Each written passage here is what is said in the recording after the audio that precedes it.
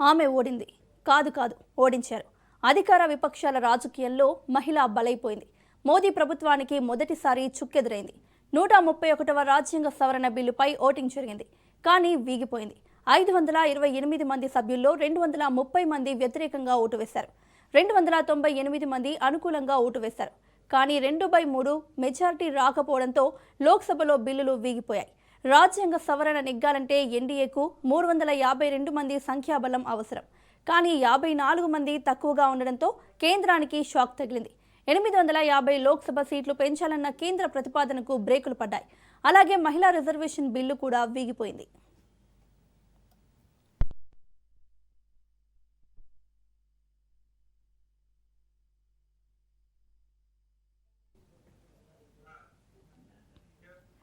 ఆమెకు ఎదురీత తప్పలేదు.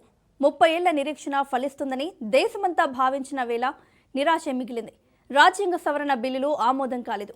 మహిళా రిజర్వేషన్ డీలిమిటేషన్కు లింక్ పెట్టడంతో బిల్లు పాస్ కాదని ప్రతిపక్ష నేత రాహుల్ గాంధీ ముందే చెప్పుకొచ్చారు. అయితే లోక్సభ సాక్షిగా కాంగ్రెస్ తీరుపై కేంద్ర హోంశాఖ మంత్రి అమిత్ షా మండిపడ్డారు. మహిళా రిజర్వేషన్లకు హస్తం పార్టీ వ్యతిరేకంగా ఉందన్నారు.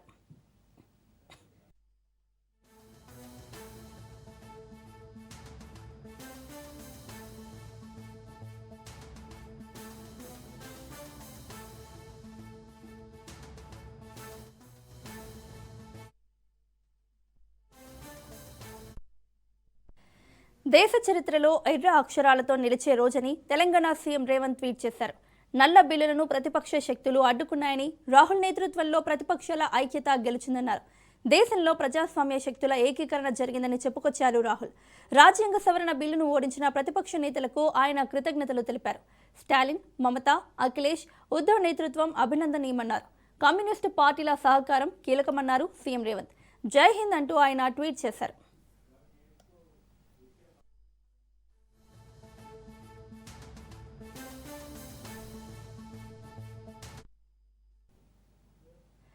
లోక్సభలో విజయం ట్రైలర్ మాత్రమేనని చెప్పుకొచ్చారు సీఎం స్టాలిన్. ఢిల్లీని తమిళనాడు ఓడించిందన్నారు.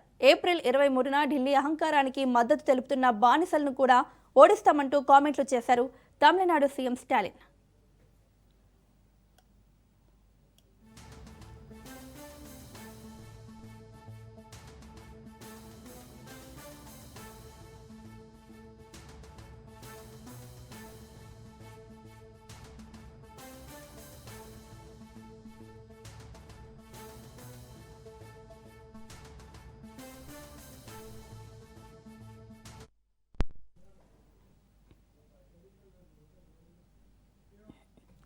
పార్లమెంట్ ఎదుట బీజేపీ ఎంపీలు నిరసన చేపట్టారు. విపక్షాలన్నీ కలిసి మహిళా రిజర్వేషన్ బిల్లులను అడ్డుకున్నాయని ఆగ్రహం వ్యక్తం చేశారు. మహిళల హక్కులను హరిస్తున్నారని మండిపడ్డారు.